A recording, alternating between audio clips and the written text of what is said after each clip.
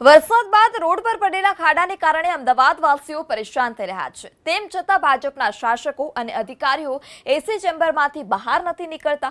શહેરના ગુપ્તાનગર વિસ્તારમાં 5 દિવસ પહેલા રોડ બેસી ગયો।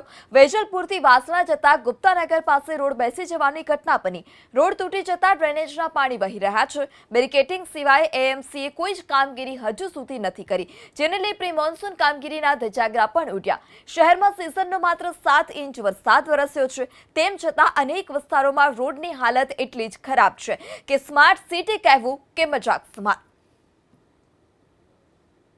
ચોમાસા પહેલા અમદાવાદમાં સબ સુરક્ષિત હોવાના દાવા કરતા અમદાવાદ મહાનગરપાલિકાની પોલ અમદાવાદ શહેરમાં પડેલા પ્રથમ તબક્કાના વરસાદે ખોલી નાખી છે।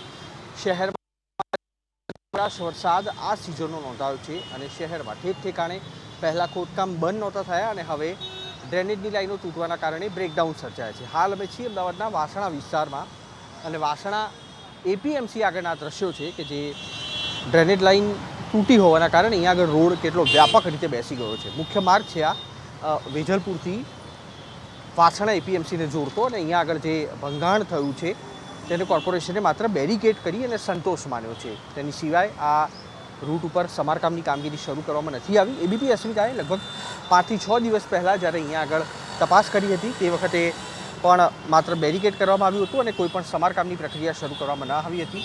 સૌથી વધુ ભૂવા અમદાવાદ શહેરના પશ્ચિમ વિસ્તારમાં પડ્યા છે।